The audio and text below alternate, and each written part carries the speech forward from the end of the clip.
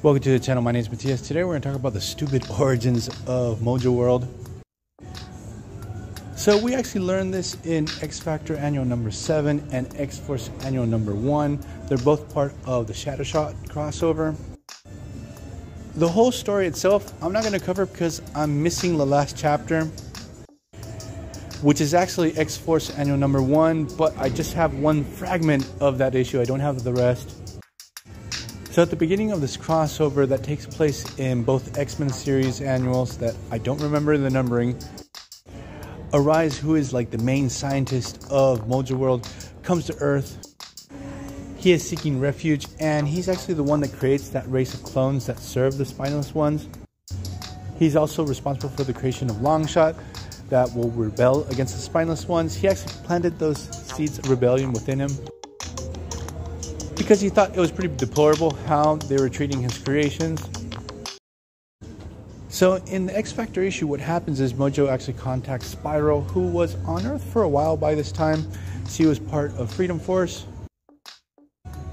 He brings her back into the fold and makes her again his personal mercenary. So she has to hunt down Arise, and obviously she has a real axe to grind against Arise too. So what happens is Val Cooper gets wind that Spiral has been up to no good, and she feels she has to take responsibility over this because back in the day she was the one overseeing Freedom Force. So she sends X Factor to hunt her down. So obviously we get a confrontation between Spiral and X Factor. The battle that we get is actually pretty cool because Spiral's pretty powerful and she gives the team a real hard time.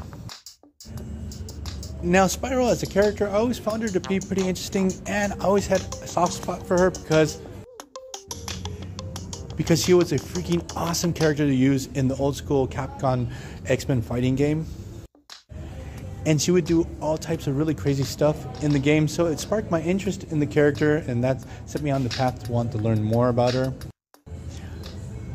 So what happens here is that Spiral hunts down Arise and actually discovers that Arise has this like secret base on an Indian reservation, and Arise's plan is actually to transmit every single TV signal from Earth to Mojoworld so he can show the spineless ones what's quality culture and quality TV.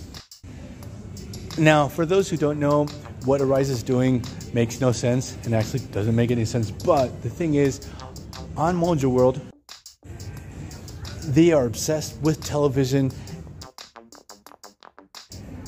And what we actually discover in this crossover, that this obsession actually comes from the fact that the spineless one receives these television transmissions directly into their minds. It's something that they naturally do. So what happens is we get the big confrontation between Arise and Spiral. We get the big reveal of the origins of Spiral. That she's actually Rita Ricochet, who was like Longshot's first love interest when he arrived to the Marvel Universe. She was a part of Longshot's first miniseries that I actually never have read. I heard it's pretty good. I know it has fantastic art from Art Adams. But what happens is Spiral and Arise sort of put their differences aside and they decide to go back to Mojoworld, and they're going to help the son of Longshot, who's going to be the big messiah of this world, and liberate all the clones. It's directly established that the son of Longshot is Shatterstar. So in the X-Force issue, we get this time jump where we discover that Shatterstar has become this authoritarian leader. But again, we're not going to really get into that.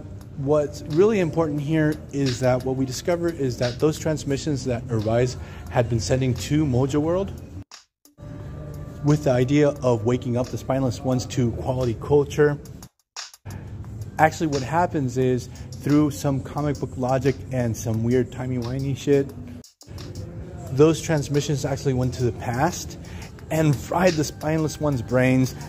It drove them crazy. So we discover that Arise is the one responsible for all the craziness of the Mojoworld in the first place. and also responsible for the tyranny of the spineless ones. So basically everything that's wrong on Mojoworld is Arise's fault. So I'm gonna leave this video here. I hope you guys liked it. See you guys next time. Bye.